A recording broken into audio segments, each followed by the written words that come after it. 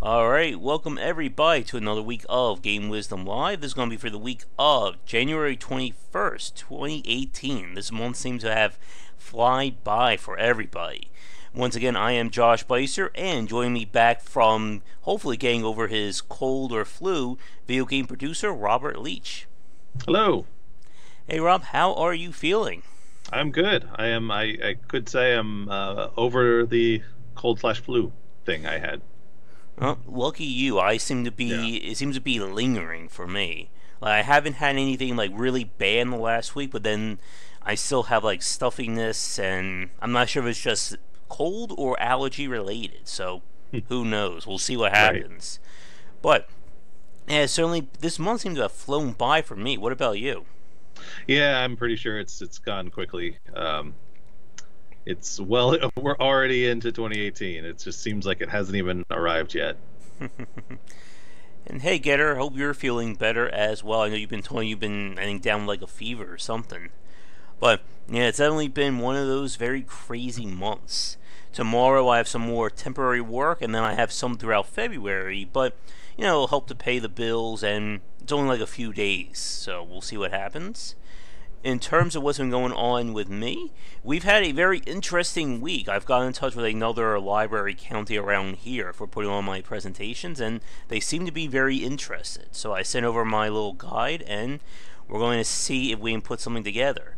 The only downside is that they are an hour and a half away from me.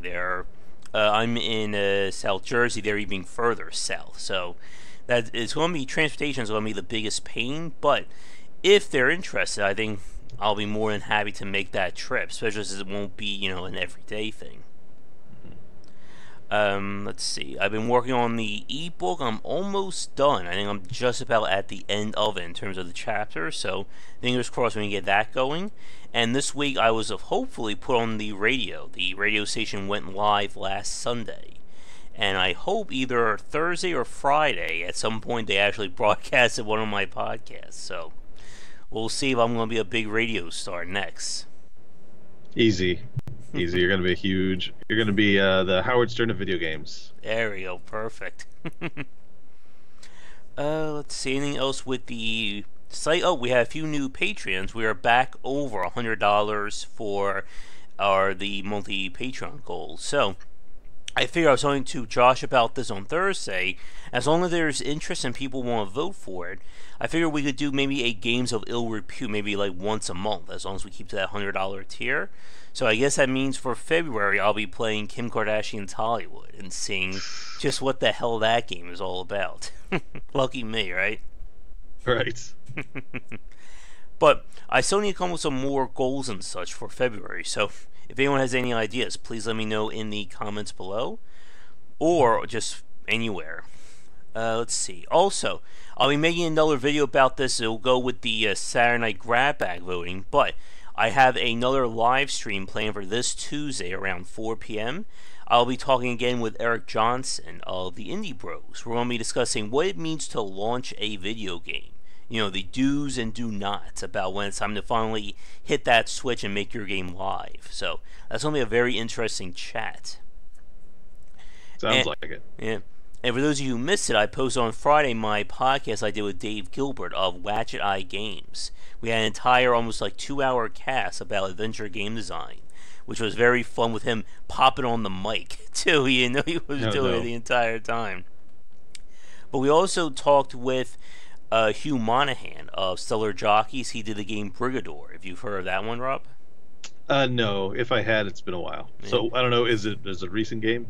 Uh, it came out in 2016, and then they did a relaunch in 2017. Gotcha. And we spent over 3 hours talking about Brigador and game design. We had the entire chat involved. That was, I think, one of our most active streams yet.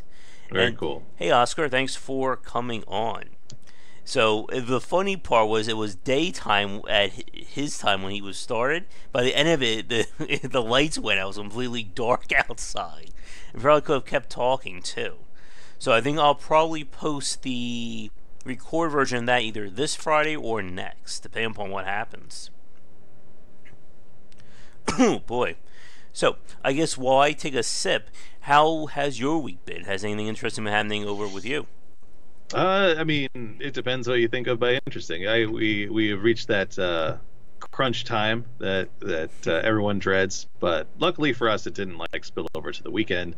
So it's been a very busy week. I'm usually gone 12 hours a day anyway because I have a 1 hour commute each way, but ramp that up a little bit to 13 or 14 hours, and you get a full day. So that's been my week this last week. This next week shouldn't be as bad, but you never know. Knock on wood. Great. But it's been a very interesting week for the game industry. We've had several big pieces of news announced, including the Nintendo Labo. I think that's what it was called. Labo? Lobo? Labo. Yeah, that was definitely the strange thing. It just seemed to come out of nowhere. So for those of you who don't know what we're talking about, it's basically some kind of combination of AR and cardboard that you're basically putting things together, and then it becomes like a toy. You can color, put decorations on, do whatever the hell you want with it. And it's already going to be released in April, of course, on 420. And it's having a lot of people very scratching their heads. So what did you think about that, Rob? I mean, you literally just told me about it before the stream, and I watched the trailer, and it's very confusing. Trying to parse exactly how it works, and as you were just talking, I'm trying to figure out exactly what the lifespan is supposed to be for one of those things. There seems to be a lot of moving parts, which is confusing as well. So what I imagine is it better be cheap because people are gonna run them down pretty quickly. It's gonna be like $64 a kit. No, that's too much. Because really, if it's just cardboard, no, that's gonna fall apart. I mean, I figure they know what they're doing. They've tested this stuff. I figure, so we'll see. It's definitely Nintendo once again trying to differentiate themselves from Sony and Microsoft. It's going to be interesting. It seems like it's obviously aimed for kids, but I was talking about this on Twitter. We could see adult games made for us. Like a fighting game or stuff like that. Plus, I think we definitely have seen Nintendo hitting that mark between children and adults really loving their products. Yeah, I mean, it's one of those things where I can see it being a kind of an interactive family thing, putting together a cardboard weirdness thingamabobber that does involve parents and kids. And then again, it's going to be very confusing. My sister having a Switch, I'll have to, buy her a cardboard present and for her birthday, and then see what she thinks. Let's see. Yep, and exactly, Oscar. Nintendo's response to loot boxes, cardboard boxes. Yeah, I'm not sure what to make of it myself. I was talking about this. There's no way I would use one of those things without breaking it. I can just see myself ripping it or leaving the wrong place. But it sounds again like a very interesting product. But I'm just wondering if this is going to be more like an experiment like they did with the Amiibos, which we haven't really seen too much in terms of evolving them out. Or an experiment like the Power Glove. Or Virtual Boy. Yes.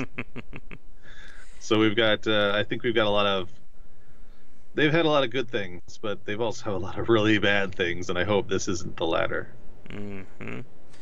And it also now, Sony's going to be doing their own collectibles, starting soon with their big characters. It's not going to be Amiibo based, so there's no little, an RF chip inside there? So... Great market. I was saying about this on our Discord, if Sony would just make Bloodborne figurines, it would probably that would make them rich right there. Yeah, they've probably already subbed out that contract, so too late. There's always, if there is a character to be made or some kind of figurine, it's already made. So that's just the way I see it as going on. Now, in terms of, I guess, games we've played or things we've looked at this week, it's been a fairly busy week for me. I started a Let's Play of Neo on the regular stream, Subnautica was finally released as the underwater survival-based game that's been in early access for I think a good 3-4 years. And we're gonna probably do a let's play of that next because I'm wrapping it up. El Gordo mentioned this game Ellipse. I think we talked about this in Discord. That really crazy, it's like clay animation game. Oh, I did. So I did pop on this week. I remember that. I remember looking at that crazy, surreal weirdness. Mm-hmm. That was something interesting there. And there supposedly is a sequel in the works. Well, that's what he linked us to, was the sequel preview, and that there was the original on Steam.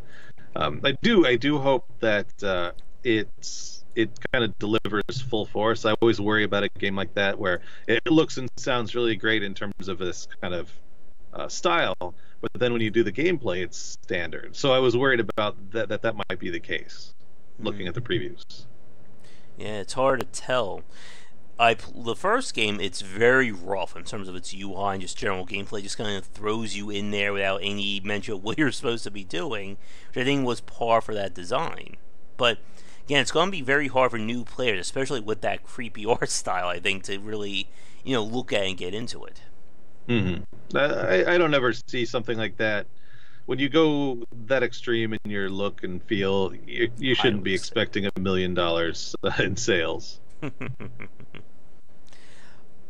Let me see. Oh, I did get to play Immortal Redneck, Inner Space, and I have a few more press keys I need to take a look at. I got the one for Railway Empires, which is supposed to be the spiritual successor to the Railroad Tycoon games of the past, that I need to actually sit down and try making a video on. Did you ever play a Railroad Empire or Railroad Tycoon? Railroad Tycoon years and years ago. It's so long ago I barely remember, but I was always interested in trains, but I feel like the whole model train interest has moved on to Planet Coaster, and that's where it currently lives. And I still need to find some time to play that as well. I haven't even had a chance to load that one up. Me shaking my head. You're missing out on an amazing game. I have too many games to play. Yeah, but this one's amazing.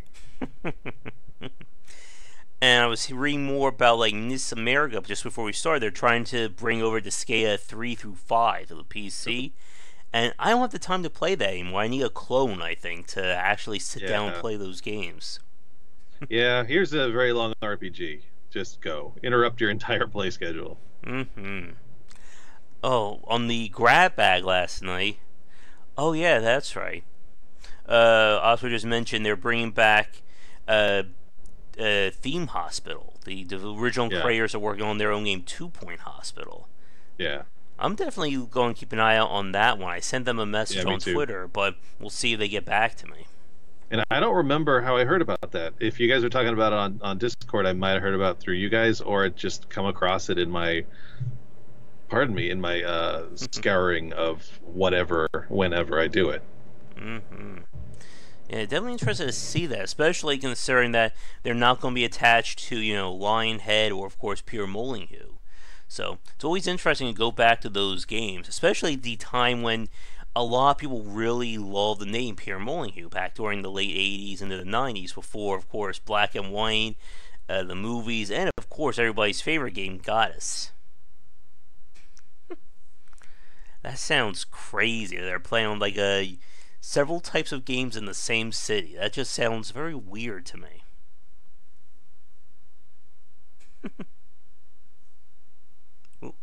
Rob, I think you may have muted yourself.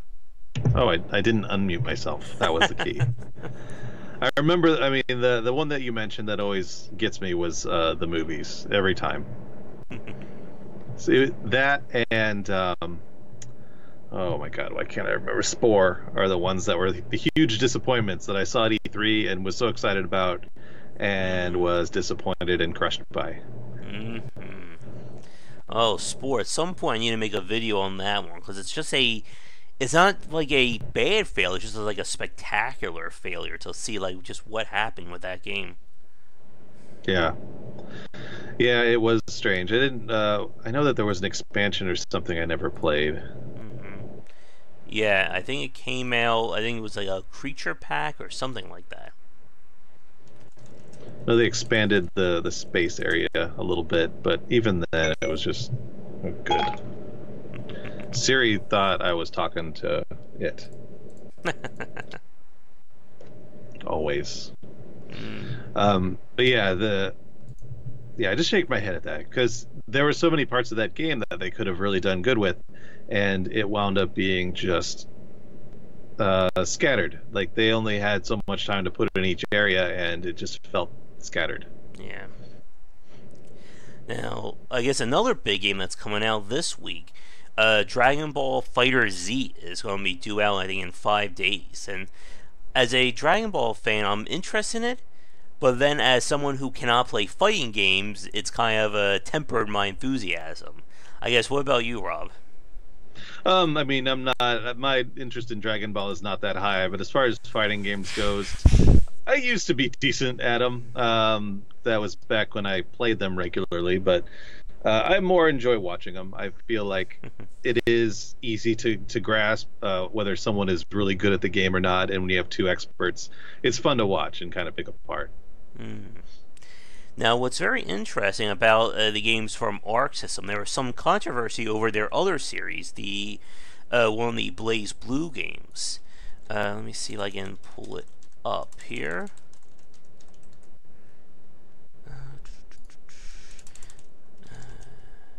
What the issue is that half the roster is going to be locked in DLC. Here it is. Blaze Blue Cross Tag. Basically, when it's going to be released in a few months, half the entire roster is going to be locked to DLC, and then the other half is going to be part of the game. And it's got a lot of people very annoyed about that, by, obviously, for it. Yep. I'll get to Getter and Oscar in a second, but just to finish the thought. So, the game has already been, they already have everything planned out, but they've already planned out that half the roster is going to be cut.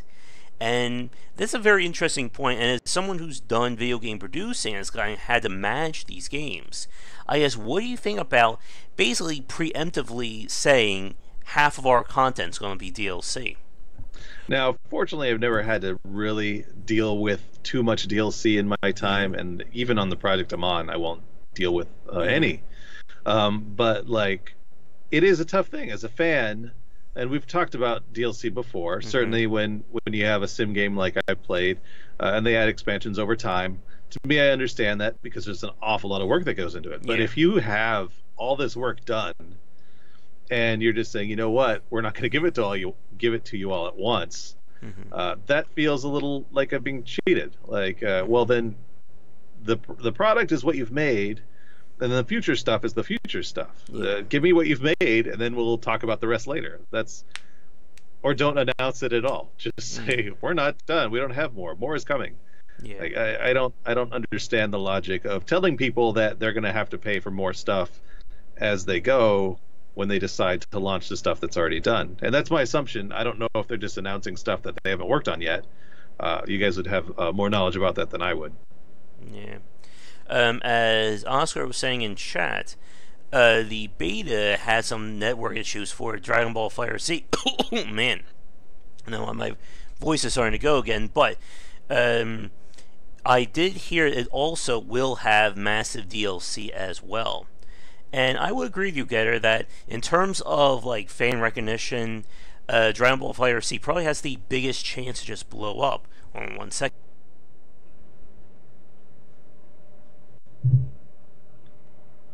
Everyone take a drink there. Yeah, they got to hear me slurp my water. I was lucky to mute mine, but Dragon Ball Fighter Z definitely has the biggest potential in terms of the fighting game community to really, or just general building up that market, because Dragon Ball is incredibly popular. But yeah, thank you, Oscar. Call 2 Point Hospital, that'll help me out. But in terms of DLC, or in terms of all those little issues, it could mean some trouble.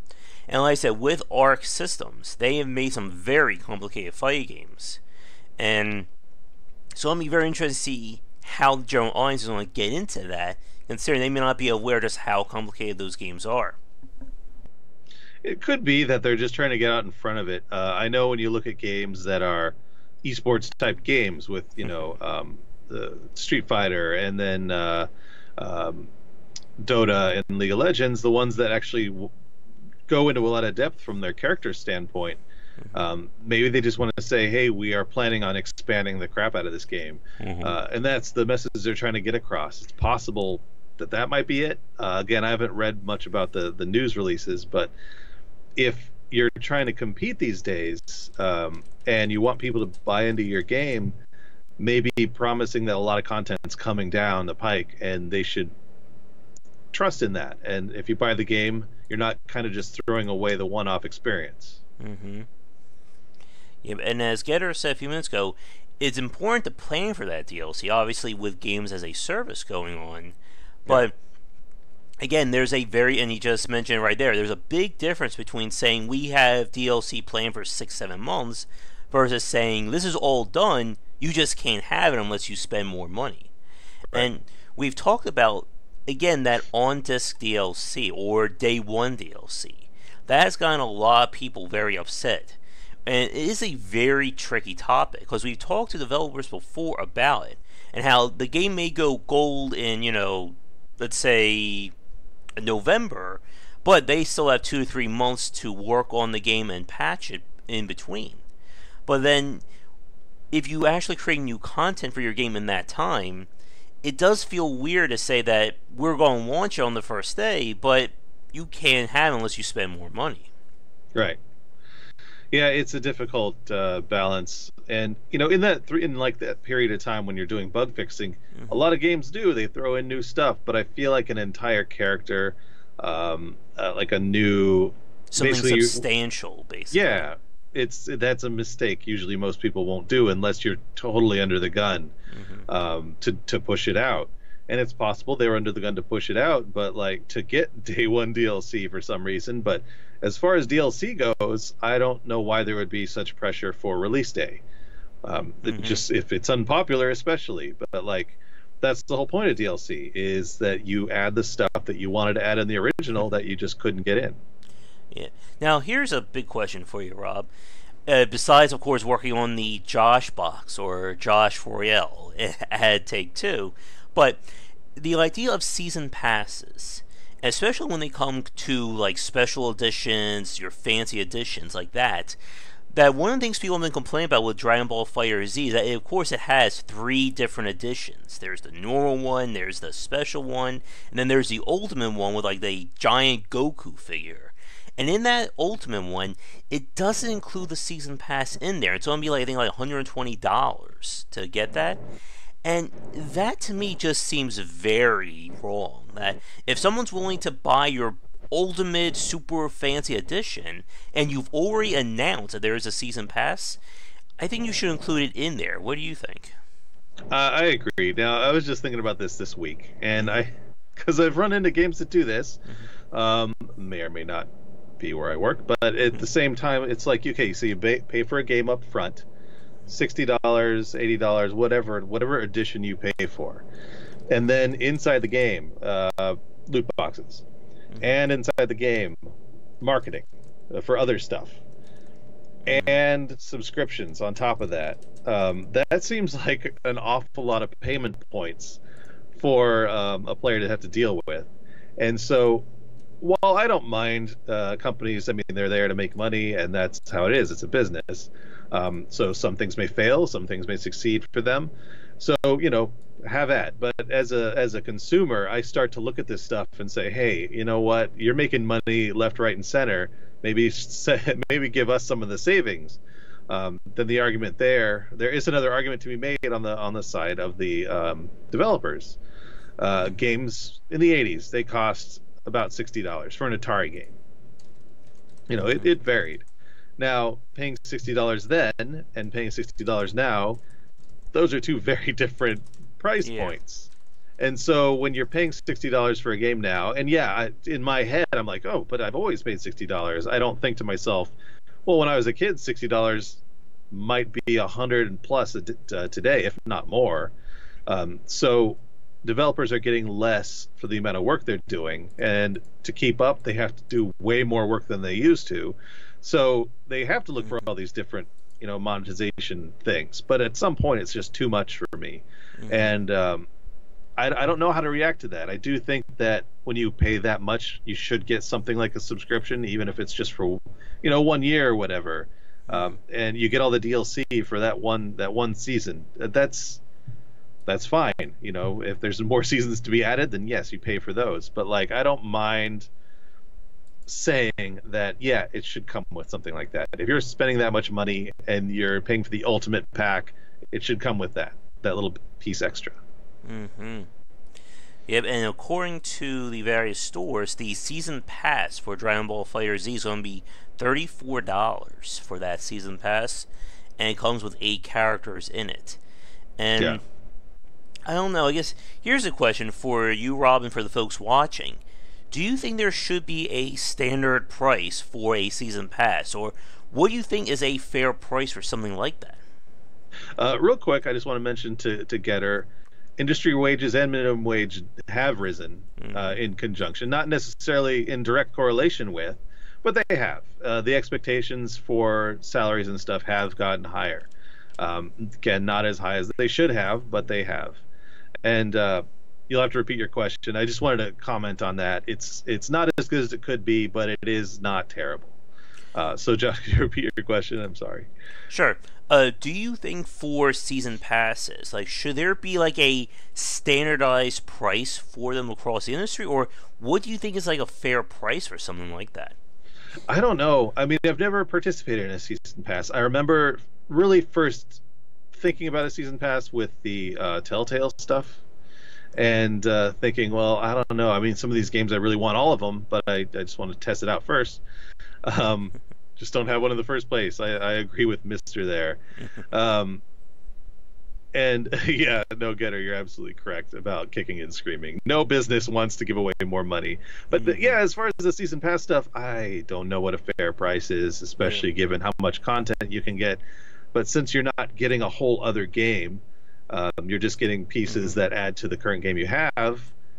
I don't know. It depends. Like full-on characters, that's nice. Full-on new levels, like and new everything, like you get with Titan Quest. It's very nice. I mean, a season pass kind of doesn't make sense because that kind of DLC doesn't come out every year. Maybe once every 5 years. But like for Grim Dawn, which has had several, I feel like season pass makes sense, and it could be $20. To make sure you get at least 1 year's worth if the expansion is going to cost 30. I don't know. Paying ahead should give you a discount. Yeah. As Oscar said, season pass being cheaper than buying the DLC separate. I think that's another major point. Now, one thing that I was just looking this up last night, just double checked it today. Rainbow Six Siege, for instance, is still going strong. They're up to year 3. They've had 3 season passes in terms of their content, and that to me is very surprising because I remember not hearing that game wasn't doing well, and it just it bounced back, and I think that's a very interesting point. Like, you have to, I think Getter mentioned this a few minutes as well, you have to be very transparent in terms of what you're offering and what your monetization model is. Like with Payday 2, for instance, they basically come out and say that all new heists and such, or anything that's like gameplay related, that's DLC.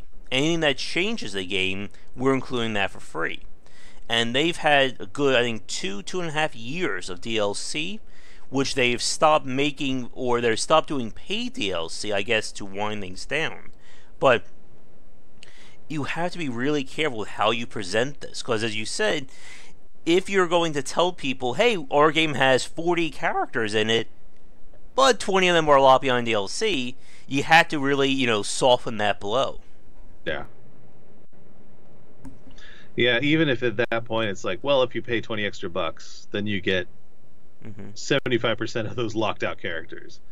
That would be nice, because that many more characters does run a lot of like creation costs and stuff like that for the company. I get it.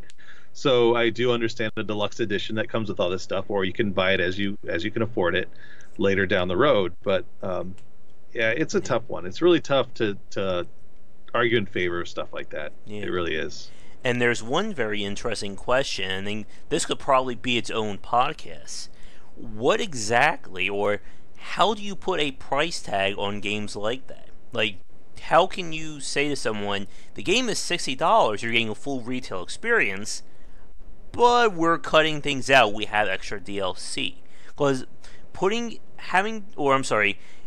being able to associate a price to a game is probably one of the hardest things to do as a developer, especially Yeah. if you have a publisher breathing down your neck saying, we need you to make so and so money, or it's not profitable for us.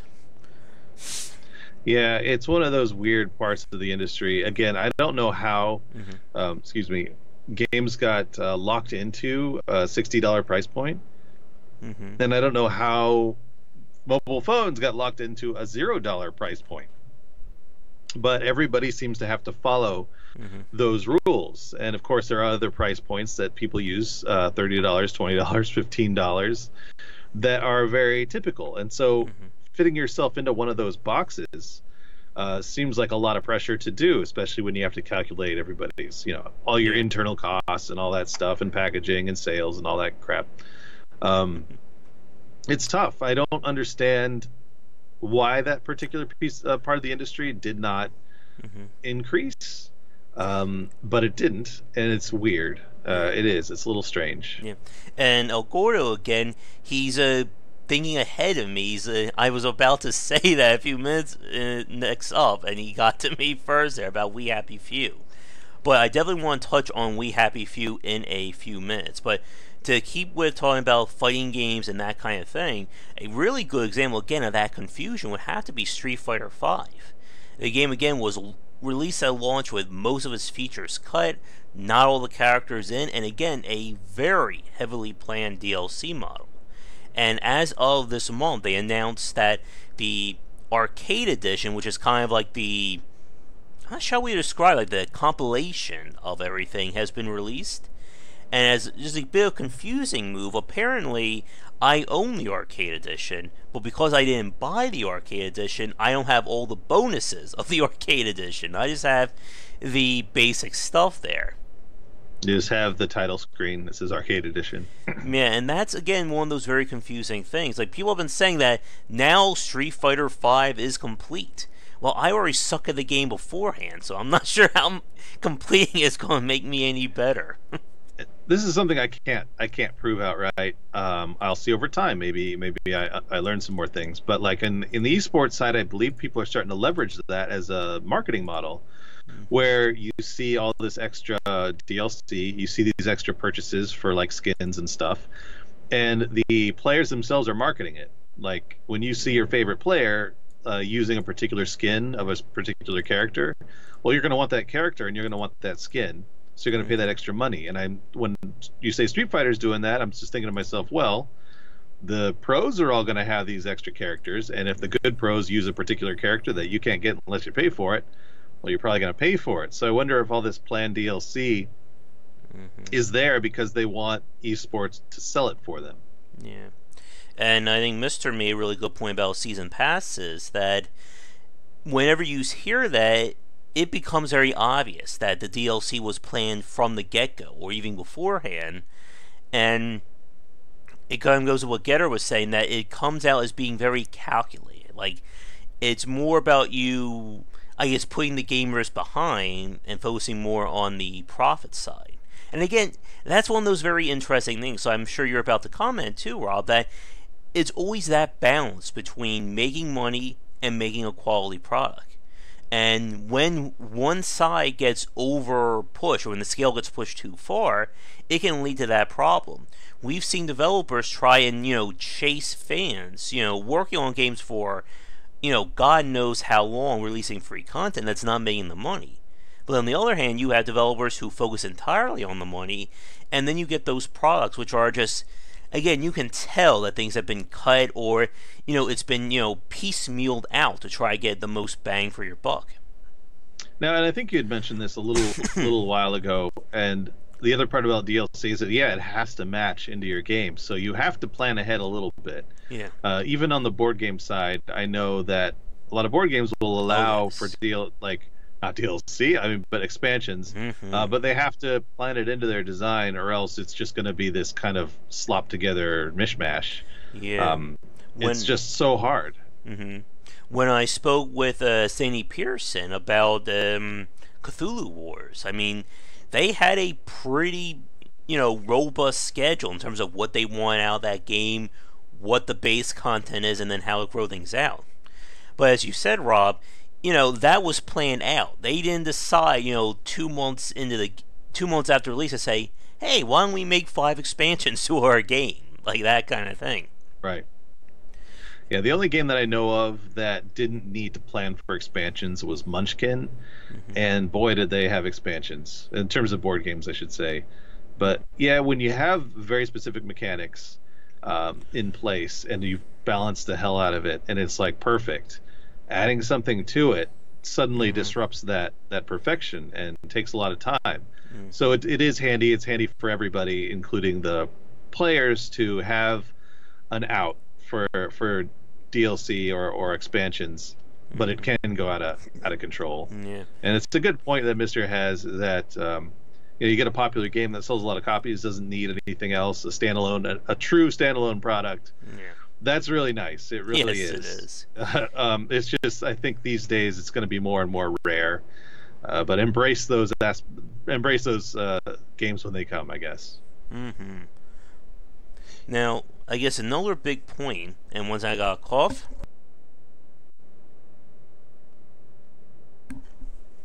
sorry about that. As I was saying, another big point about board games, and as you just said, Rob and Mister, that when you buy a retail board game, it is standalone. Like, if they release 5, 15, 30 different expansions, it doesn't downplay or trivialize the base game. If someone wants to play Cthulhu Wars or insert board game here without those expansions, they can do that. Are they getting a full experience? Yes. Is there more to play? Of course. But the problem that I think a lot of people have with DLC, especially in games like the fighting game genre, or even as Oscar or El Gordo mentioned, Destiny, is that the DLC becomes intertwined with the base game. So then all of a sudden it becomes like the game itself is wrapped up in that, and now you're getting less of a game if you do that. Like you mentioned, of course, a few minutes ago, Rob, with the fighting game genre.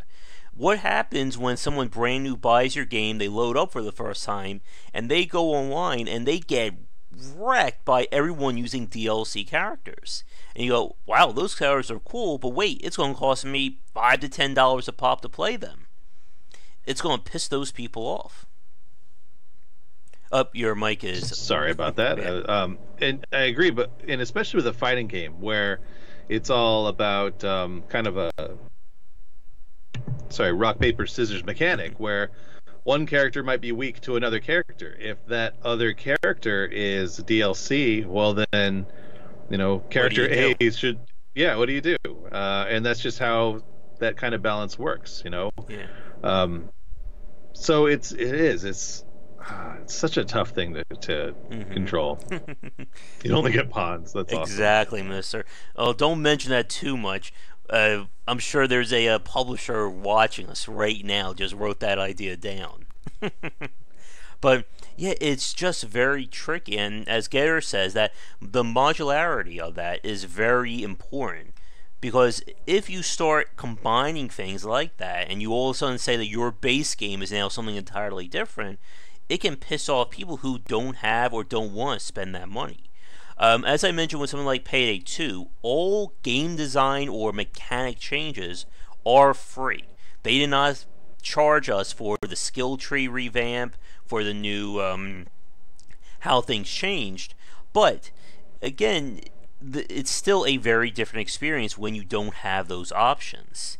And yeah, with fighting games, and as you just said, Rob, like it gets very tricky to do that because how do you tell someone that here's your game, but here's all this other stuff that adds to it that you can't play unless you spend that money?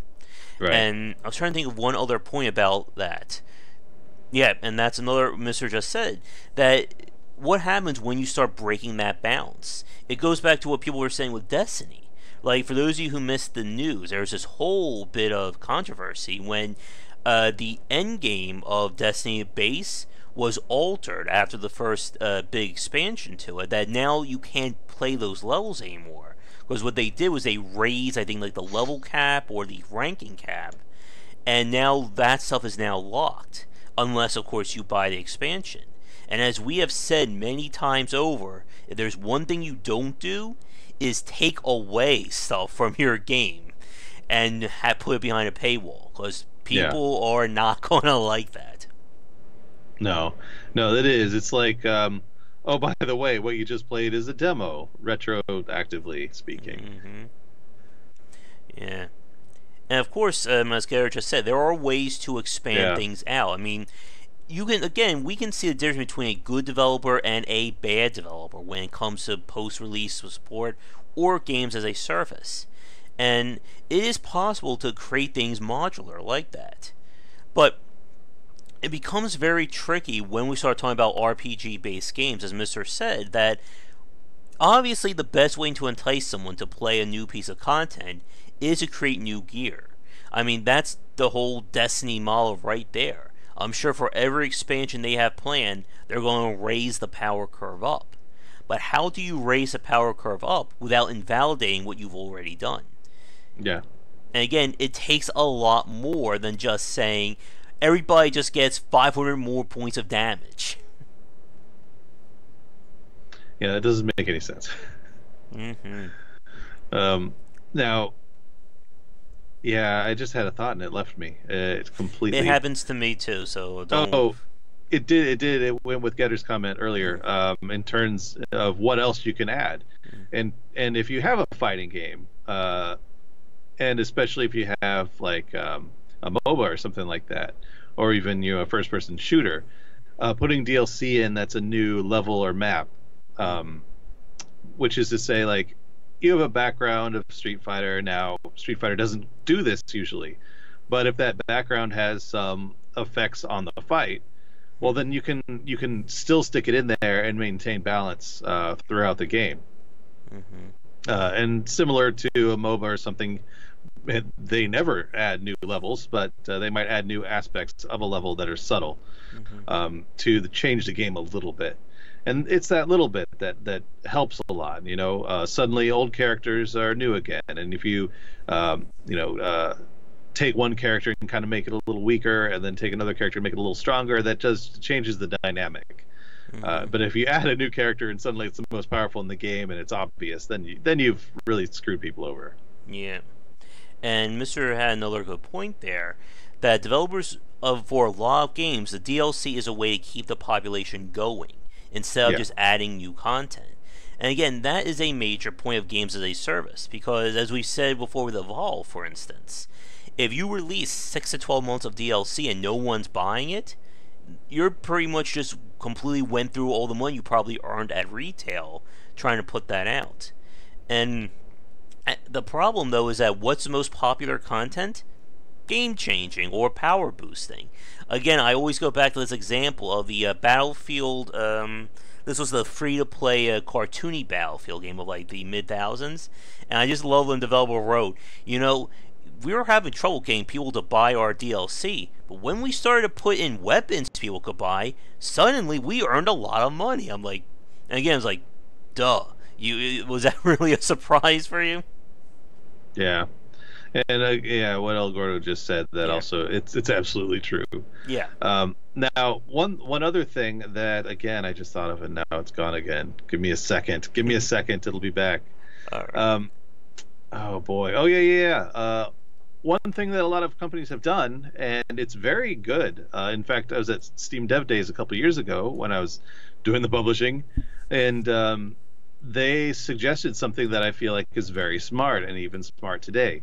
If you provide tools to allow users to generate content, and there's always issues with this as well, then the game expands all the time, and you don't have to pay for a dime of it, and you allow the game to stay fresh. Now, the argument's there that they are content providers and they should be reimbursed, and I agree with that wholeheartedly. So they could sell their own DLC instead of you having to make and sell, as the company make your DLC as well. So that when there is, like, you put in a lot of extra money and your DLC doesn't sell, you can just throw a bunch down the drain, and you can do a service in terms of adding like a really large official expansion, or do a sequel or something like that while your community bolsters the game, and you also find new talent that way. So I just feel like that is an avenue for additional content creation that not enough developers explore, I don't think. I think when I spoke to Ramin about MMOs and again that kind of games as a service, I think he also agreed as well that kind of community options for what it means to allow a game to grow without, or giving the community the power to grow the game themselves. We saw something very similar with Team Fortress, and there's one other game that I had in my head, now I can't remember, that also did. What we were also seeing with the whole Bethesda Creators Club. But again, you have to be really careful again with when you introduce stuff like that. Because the whole Creators Club, I mean, I have not heard anything more about it since its launch. Have you heard anything on your end? No, I was going to add, though, the game that I've been obsessed with the last year, and that's Torchlight 2. Huge modding community. And, of course, right now it's especially useful because Relic's gone. So I've, playing through the game as many times as I have up to this point, I'm kind of bored with a lot of it. And so getting some new character types and some new level types, that's really cool to experience. And I feel like a lot of that modding community is great for the game and should be a little bit reimbursed there. So, support your local modder, I guess. Yeah. Like for me, I've been trying to keep an eye on the Clockwork Empire's fan-made patch after Gaslamp went out, and it's kind of stalled as of late. But again, that's another really good example of the community kind of going forward with these games. But as we've said, it can be tricky because not every game can be easily made to support that. I know Battle Brothers, for instance, ran into a lot of trouble when they just couldn't figure out a way to release modding support for the game. Yeah, you also put your IP at risk, which I know a lot of companies are just completely against. So. Yeah, nothing like going back to Skyrim, trying to sell the Macho Man Randy Savage dragon thing. I bet the WWE would really like that one. Yeah, and like for Planet Coaster, any creative tool like that, just assume there's a million different Star Wars models up on there. And I know that is, and people using background music that is actual CDs that they own and that turn into MP3s. So there's a lot of iffy content that's out there, and a lot of iffy things that can be done with your creation tools. But for the most part, I think that the good ones know the limitations and gate themselves pretty well. And as Mr. said, expansion packs for old single-player games. I mean, my number one game of 2017 was the XCOM 2 War of the Chosen expansion, because I mean they really put in the work to grow XCOM 2 out with that expansion. And again, like, it's that kind of stuff that has really fallen by the wayside, I think, for a lot of developers to release expansions to games like that. Again, it's really going more towards that games as a service, but you have to be careful because the more patches you release, the more chance you have of breaking your game. I was very happy and shocked at the same time to see the Titan Quest Ragnarok expansion, which made me very happy, although I haven't played it at all. So I've been trying to get a hold of one of the designers of it to do a podcast on, and I sent them an email as of a few days ago, and I have not heard anything back. Maybe I'll bug them again about it and see if we can get them on, because I would love to talk about what it meant to work on that game. Yeah, I know. It's weird that we got an expansion to a 10-year-old game. Just all of a sudden it just came out. No one really expected it. Yep. Now, are they still calling themselves THQ Nordic? Is that what they're... I think so. Or whatever they call themselves. Still hanging on to that THQ label? I would think so. I'm trying to pull up the email if I can find it. All of a sudden, I got all these emails. Here it is. Yeah. Hopefully, they said they would be free this week coming up. I'm hoping I can get them on for it. That'd be very cool. Mm-hmm. Yeah. And they redid. Yeah, Bungie says too hard to make content for their game. And again, it's always that weird thing because there's very little transparency when we talk about AAA developers compared to the indie side. So it's hard for people to believe them when they say that. Let's see, THQ. Yeah, I don't know either, Getter. If we can get them on, I will have to ask them, like, who are you? Who are you to make this game now? Yeah, that is a very. I really did. I enjoyed that coming out. It was a pleasant surprise, and it keeps occurring to me in terms of DLC. I keep forgetting to bring up in terms of what I've seen that I've personally played. One of the masters of the DLC is EA with The Sims. Ever since The Sims 2, I believe. But yeah, Sims 3, like $20 expansions every like couple of months. Just every 6 months, I'd say. And it's a nice expansion, but at the same time, it's like just, yeah, give us 20 more bucks. Give us 20 more bucks. Give us 40 more bucks for this one. It's a pain. Yeah. Yeah, and Titan Quest, I mean, I think it kind of like fell by the wayside. I don't think a lot of people were playing it, and then the expansion came out and it really reignited effort. So there have been rumors that this could mean that they're trying to work on a Titan Quest 2. But that's going to be very curious, considering that Crate Entertainment, of course, went on to do Grim Dawn, and they were made up by former Iron Lore developers. Yeah, that game, as I've been playing it, is just like, man, this is Titan Quest. This is exactly Titan Quest. There's very little different other than the graphics. Mm-hmm. And we need to get back to our co-op campaign at some point. Yes. We may do it tonight, but it all depends on Rob's schedule. If not, we may try to do it for another day. We're maybe thinking Saturday afternoon. But, Rob, again, you'll get back to me once you know more in terms of your schedule. For sure. Yeah. Mm-hmm. Let's see. We're almost at an hour into this talk, and it feels like we just got started there. But I do want to touch on what El Goro mentioned a few minutes ago, because it's very interesting. You remember when we talked about We Happy Few, right, Rob? Yes, I remember that. Well, such an interesting topic. Apparently, the game was set to come out in April and has now been pushed back. And in response, the developers have now said that they will allow anyone to refund the game due to that pushback. And it's gotten a lot of people eyeing the developers and eyeing that game, thinking that we may be having another slow-moving train wreck on our hands. Seems like it. That is a weird thing to offer. That's a weird thing to offer. Like, it's basically just saying, you know what? This isn't really going to happen the way anyone wants it to happen, so maybe get your money back right now. Mm-hmm. It's just, oh boy. Unless what they're trying to do is say, get your $20 that some of you spent for it, and then you can pay $60 later. I don't know. Yeah. And again, when we last spoke about it, we still haven't really figured out why the game was bumped up. Like, what justified a 2 times increase on that price, other than, of course, Gearbox telling them to do so. And I don't know, it's starting to, I don't know if we're at what was it, Star Citizen or No Man's Sky levels of, things are going bad, but it's just not looking good. Because again, I remember playing it day one of early access, and then playing it just before they would do the price increase, and I wasn't really seeing all that much of a difference. Yeah. Maybe. Well, yeah, no, absolutely. It is. I do think it's one of those things where, yeah, just take advantage of it, and if it really looks good enough, sure, spend the $60.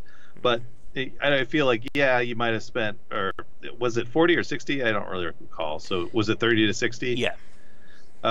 So yeah, spend that extra $30. If it's worth it, I feel like it's worth it. But might as well just take your money now. You've gotten enough out of it, I imagine, and invest in about 20 other indie games or something.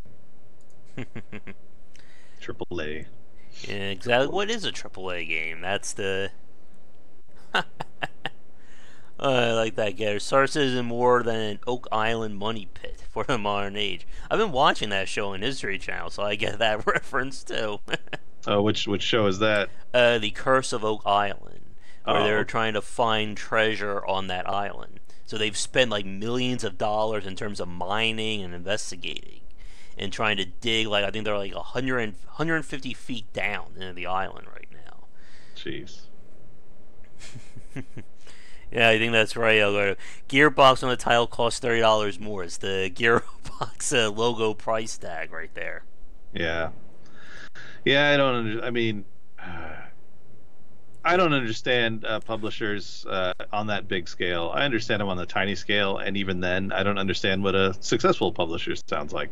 But it is. It's about finding ways to grab as much money off of a title as you can get. Yeah. And, At the same time, giving them an opportunity to spend to earn more money by spending more marketing. That's I don't know. and speaking of Gearbox and this whole season pass thing, everybody remembers what they did with Borderlands 2.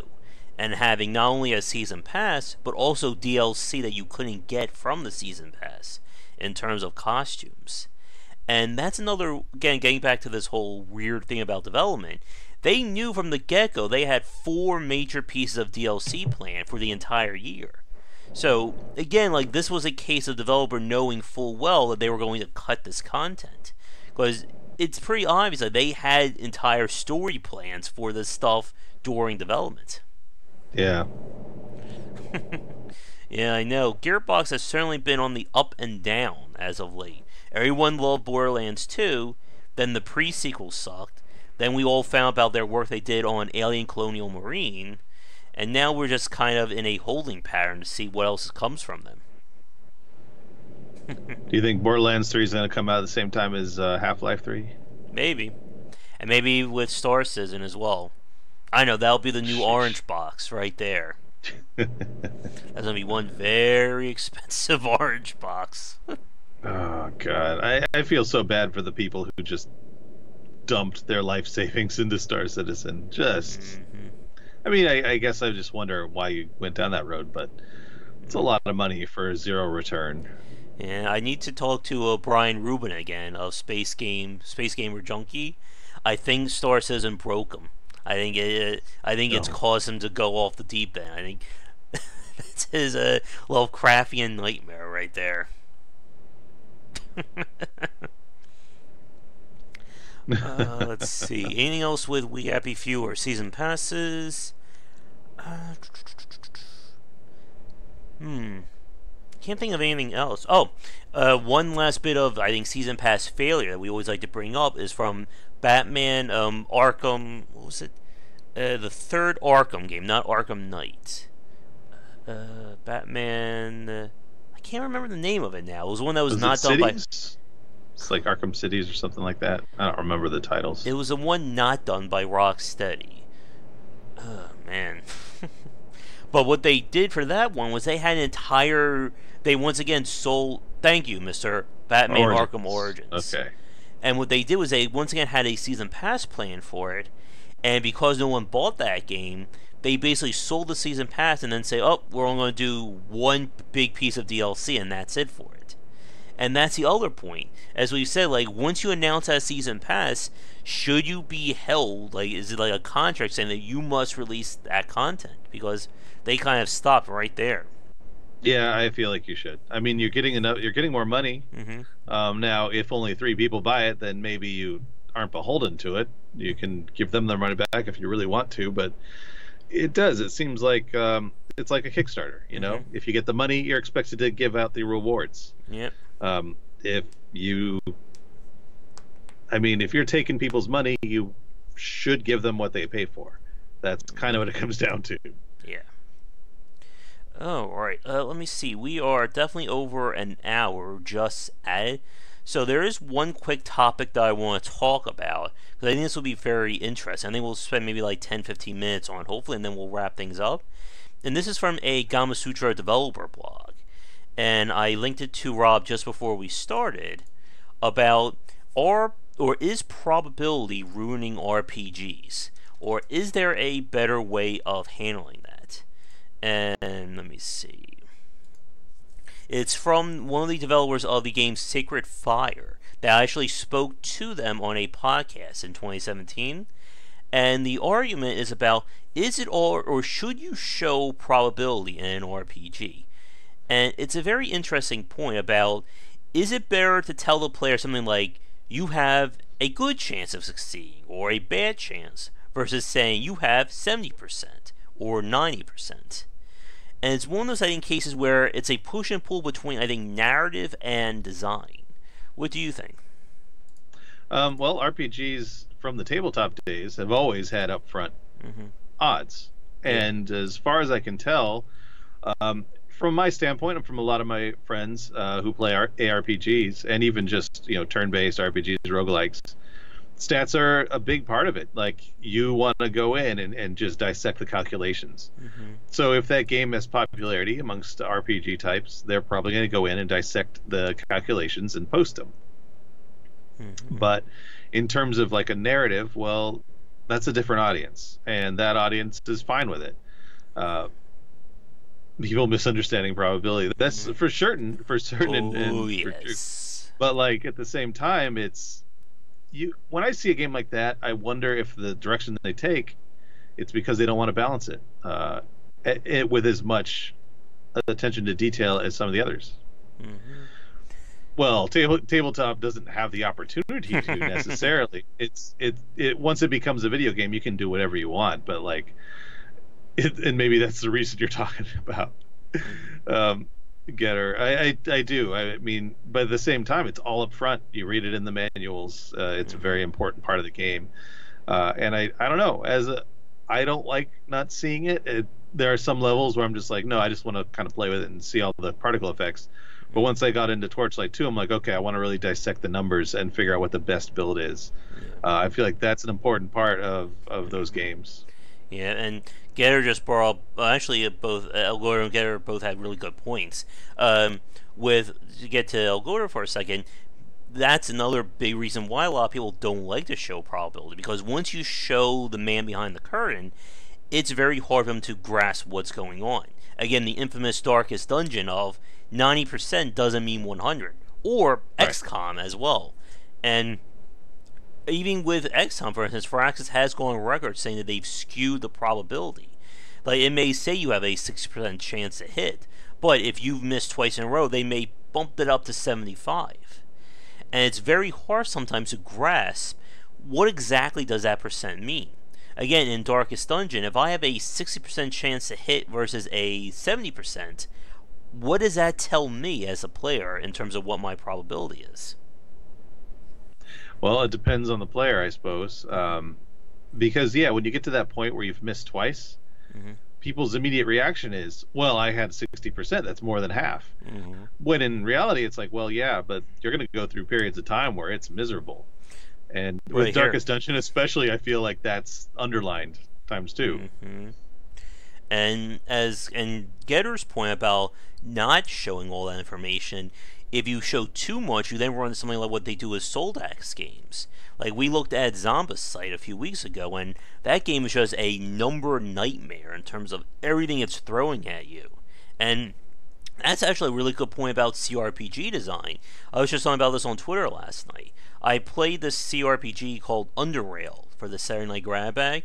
It's supposed to be a modern game, but using the old school CRPG. In the first 5 minutes of the game, it asked me to allocate 120 skill points into a character that I've never even seen before. I don't even know what the game is, and it's asking me to allocate all these points. So, yeah. That's good. How many Nintendo Switch consoles will be thrown and broken by Darkest Dungeon? Oh, I could see that happening, though. Now, I do feel like any game or type of game, there's a left and a right and a center. It's like the extremes and the not extremes, where the extreme is, like you just said, you get all these points. There's very, very involved UI menu systems and calculations and just numbers thrown at you from all sides. And that is a very, like, there's some people who love that. They just Mm-hmm. can't get enough of the numbers. And then there's people who just don't want anything to do with it, where a game like you just showed in that article Mm-hmm. might be. But then, of course, there's the happy medium, and I feel like that's where I am, maybe towards the numbers side of things. Where, yeah, like Torchlight, like Grim Dawn, and Mm-hmm. Titan Quest, and all those, where it's just, you know what, especially if they hold to their numbers, you're gonna miss, and you're gonna have a tough time sometimes. Mm-hmm. So strategize around that. That's how real life sports work. You know, Mm-hmm. you don't see the percentages unless you really pay attention. And a lot of casual observers don't necessarily know what that means, but they understand that you're going to miss a lot and you're going to hit some. And it's just, that's how sports work. So you translate that to a video game, it's hard to make that, when you're the one playing, it's hard to make that like, well, I'm not hitting every time, or I've put together this badass character, why am I Mm-hmm. losing? Yeah. It's hard to do that. One thing I don't like about Grim Dawn so far, and I know a lot of these games do it, is Mm-hmm. level matching. When you enter an area, Mm. they just ramp everything up to be your level. I'm not a fan of that, but hey, I know there's difficult balance decisions to be made there. Mm-hmm. Oh yeah, we have a whole chat on that for sure. And yeah, it's very tricky again with how much you really show the player.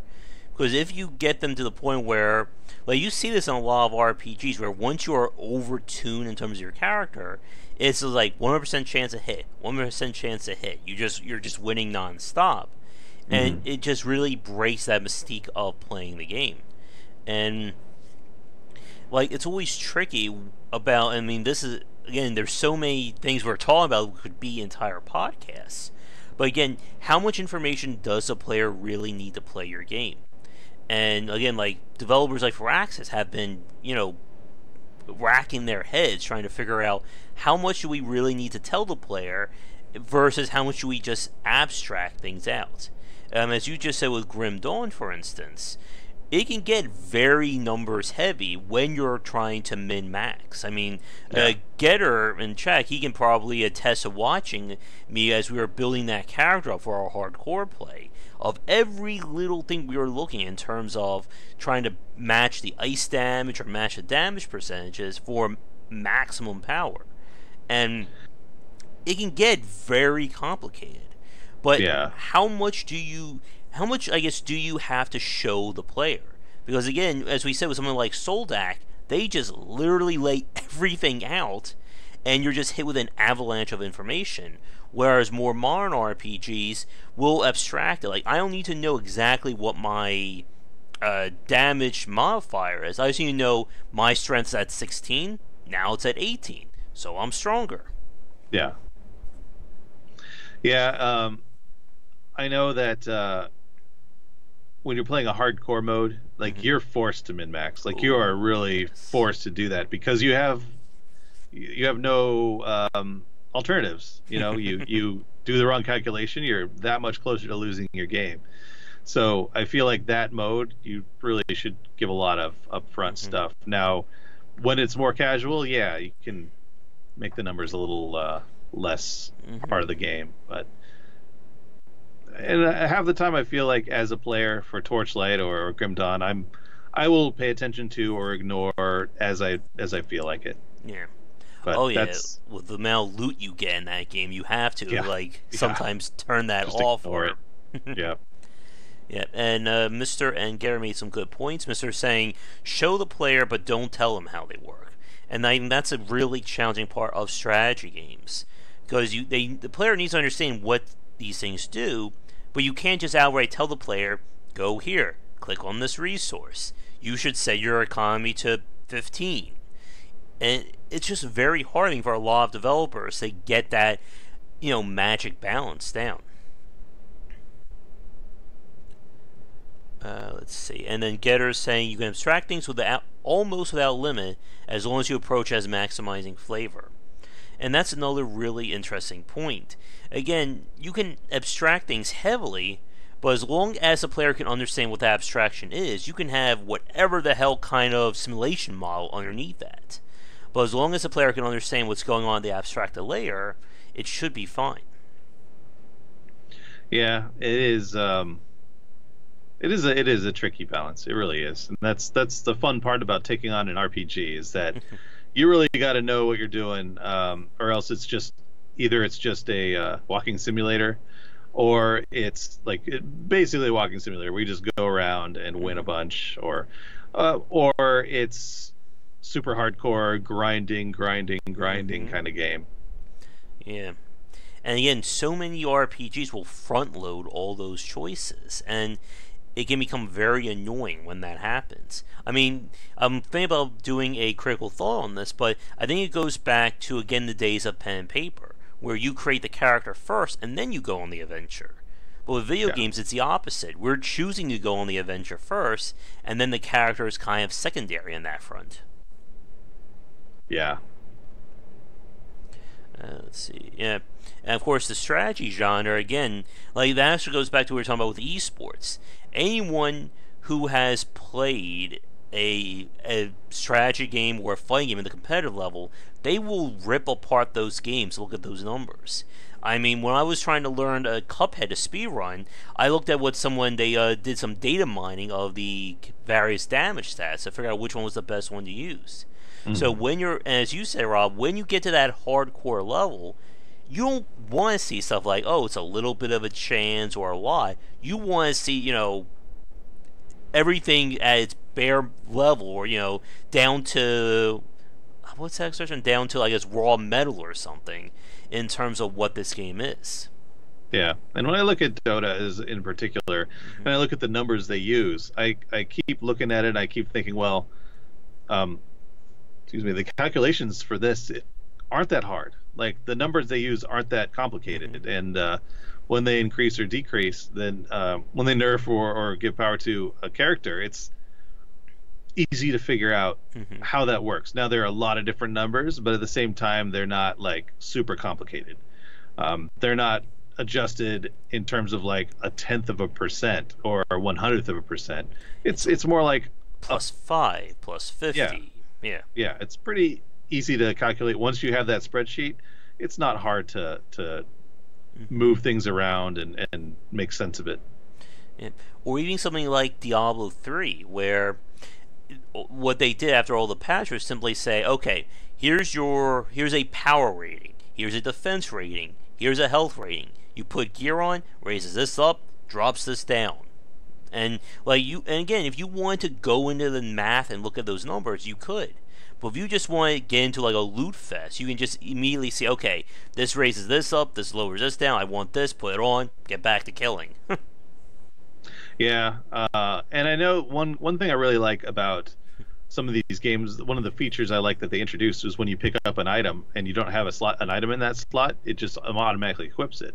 It'd be a nice feature to just set it if it's better in this particular category, equip it immediately. Like, Yeah. don't even bother me. That'd be a Hmm. nice feature to have for a casual player. Yeah. And again, you always have to be careful. I think, let me check our time. We're about an hour 15 in. Oh yeah, at some point I think I own Arcane, but I never got around to playing it. But you have to be careful with what your baseline experience is. Like, what is required of the player to play your game? Ooh, just got dark where Rob is. That must be Oh, the zone. sorry. It's because I brought up Steam. I was looking to see if I have Arcana. Nope, I don't. I was thinking of something else. I think it's on Sorry. GOG though, if you want to grab it Yeah. there. But what your baseline experience for playing your game is very important. Is your game going to be this numbers heavy, super challenging title? Or is it going to be more of a narrative driven game? And you can, if you want to do that, you can, but it's not like a game where if you don't get exactly your skill tree, like so and so, you're never going to win. And again, this goes back to what Mr. and Getter were saying a few minutes ago with just what exactly or how someone's supposed to be playing your game. Because too often we see both extremes being pulled against the other. Like you'll see a casual player being forced into learning this stuff without the proper information, or a hardcore player having to not get the information they need because the game is trying to be more casual. So it becomes very tricky again to balance these two schools of thought. Yeah, what just came up in my head was Monopoly. Mm. If there was ever a game that was two numbers heavy for casual players, I feel like it's that, because you get really frustrated really quick in how long the game can be if you don't really, if you're not efficient with your moves. Oh yes. And it again goes back to, again, there's so many topics we're touching on that we could turn to full things, but Yes. tutorial design, UI design, and again, as Mr. said, having a learning curve. Like, you don't want players, you don't want to throw them into the deep end, but how do you accommodate the people who've already played the game beforehand? I've always liked games that have like advanced UI options, like the Age of Empires series, Rise of Nations, where it actually shows you. That's good. This is unsurprising. The niches Masters of Magic on the 4X, yes. But you can turn on the advanced tooltips that breaks things down to, okay, this guy does 5.6 points of damage and has 3.2 points of armor. Or you just leave it as saying, this guy has 6, this guy has 3, go and play your game. Move these units around and go kill them. Yeah. But I think with that, we will wrap things up for today because we're running a little bit long. But I guess for you, Rob, do you have any final thoughts on anything for tonight? No, I think we've definitely covered quite a bit, and I'm happy we ended with that RPG thing. I think that's the numbers stuff is always fun for me to talk about, even if I'm not super expert at it. I feel like I've gotten close. I'm in the amateur level of the numbers balancing game. Yeah, and I need to get back. Speaking about numbers, I need to sit down and play Etrian Odyssey 5, but I just cannot seem to find the time to dedicate to that game. Because that's a good, like, 40, 50 hours right there, on top of everything else that we have to do. Yeah. But let's wrap things up for today. So for those of you watching this live or recorded, thank you so much for tuning in. If you're watching this recorded and would like an ad-free version of our talk, again, the supporters over on patreon.com/GWBlazer get these live talks for early and without those ads. Be sure to tune in Tuesday for my chat with Eric Johnson, and hopefully I'll get more word back about those other podcasts I have planned this week. And I'm trying to think if there's anything else. Oh, and tune in for the Dissecting Design tomorrow. I have to record at some point during the day today. And like I said, we may do a co-op of Grim Dawn tonight. If not, Rob and I will see if we can get some time together. But if we don't do that, then I'll be hopefully wrapping up our Neo play tonight. But otherwise, thanks for tuning in, guys. We will see you all next Sunday around 3 p.m. EST for our next chat. And you'll see me throughout the week as well. But until next time, have a great night, and thanks for tuning in.